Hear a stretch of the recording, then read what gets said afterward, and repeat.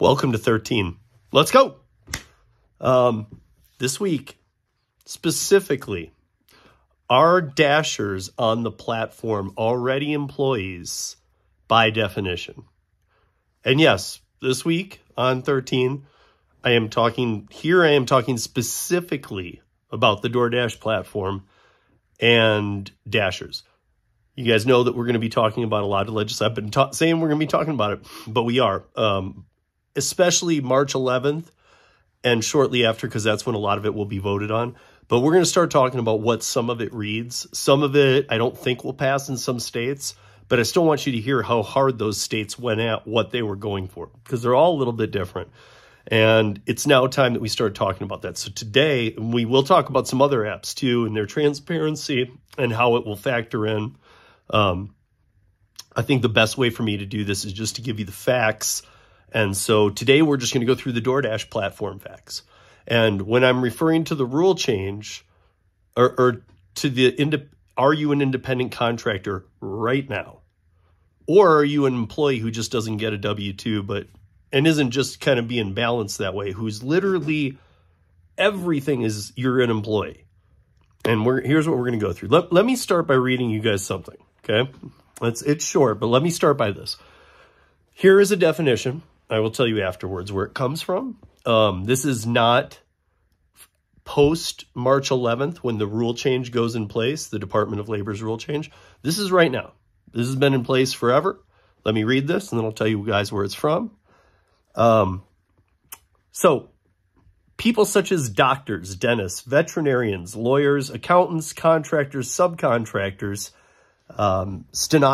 public stenographers, auctioneers, who are in an independent trade, business, or profession in which they offer services to the general public are considered independent contractors. Okay?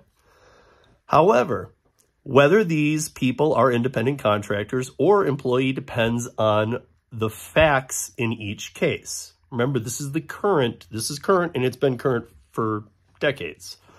The general rule is that an individual is an independent contractor if the payer, so again, remember, we're only talking about Doordash today.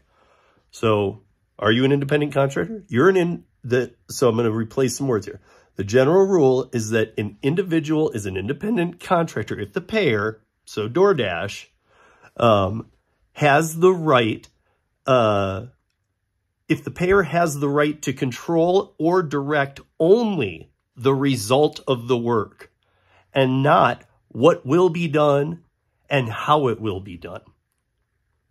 That is as clean as it comes. And hopefully we're all on the same page already. Some of you might, at first glance, go over that and go, well, wait, no, that sounds, yeah, I mean, I'm getting it done my way. Let's move on a little bit here. So if you are an independent contractor, then you are self-employed. The self-employed earnings of a person who is working as an independent contractor are subject to self-employment taxes. Kind of hits to home right now because we're in tax season too, or we're just really kind of kicking into it. To find out what tax obligations you might have as a self-employed, IC app-based, or if you're doing hybrid stuff like I do of multiple IC things, but even if it's just gig app stuff, the link is in the show notes here to go through the guide. The tax obligations are in the link that I put there, so just check it out. You are an independent contractor if you perform services that can be controlled by an employer, what will be done and how it will be done. I'm sorry, you are not an independent contractor. I hope I said that the first time. That's how tired I am. And I'm looking through this light, if you perform services that can be controlled by an employer, that will be done and how it will be done. So you are not, if that. And that's pretty much how these operate, but we'll keep going. This applies even if you are given freedom of action. In this case, and you'll know why in a second when I tell you where it's from, in this case, freedom of action is flexibility. If you're allowed to work from where and when you want, as long as As long as the work gets done, again, it all comes down to, as long as the job gets done, the entity that's passing the offer to you or contracting it or subcontracting it out to you, they can't say anything more than this needs to get done. Did it get done? Great. We know there's a lot more into it than that. So what matters is that the employer has the legal right to control the details, or what matters is that the employer has the legal right to control the details of how the services are performed. So they are the hiring entity. They are telling, like, so DoorDash, they're telling the customer, we will get your food to you, and that therefore you, the dasher, will get the food to that person for the hiring entity. Beyond that, they can't do a damn thing. If an employer-employee relationship exists, regardless of what relationship is called, then you are not an independent contractor, and your earnings are generally subject to self-employment tax, or are not subject to self-employment tax. However, your earnings as an employee may be subject to FICA, Social Security, and Medicare income tax withholding. So there you guys go. That link is also in the show notes. It came from the IRS website, and it's been there for decades. Now, this is pre-March 11th with the Department of Labor rule change coming. This is what's in place now. So here's what I brought up for today. So the IRS definition, Doordash Dashers are definitely not independent contractors. They did not pass any portion of that. But let's dive in a little deeper, into a little more of the Doordash app. Issues that break the independent contractor rule that is current. Again, we're not even talking about the new one. That's going to be very scary. Believe it or not, is it going to affect you? Maybe not directly. They might not come after person X or driver Y or dasher C or whatever.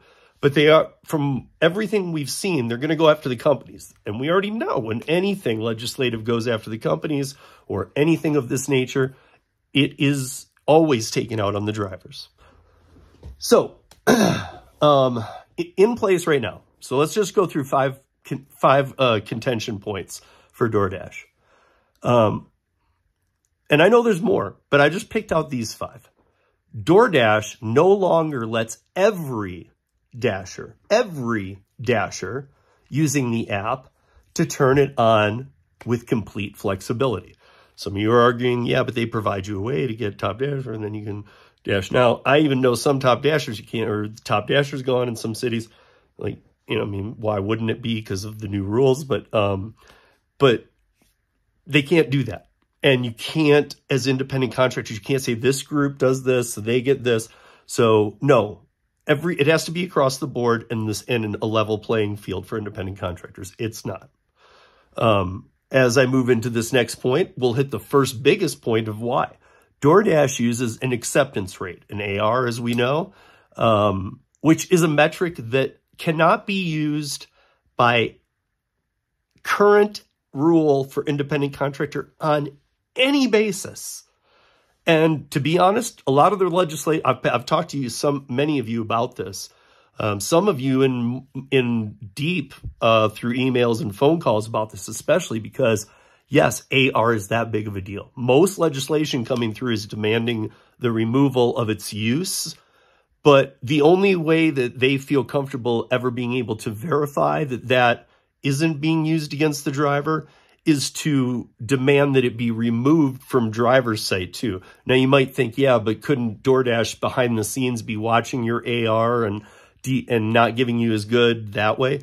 Yes. However, you should never know that you have an AR and what it is. That's my point.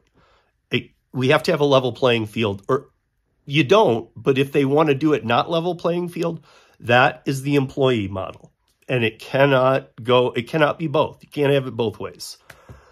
So a lot of the legislation is pushing for the removal of acceptance rate. It needs to go completely. And in fact, even if the psychological stuff of being in the app, it needs to just be removed from the driver's eyesight.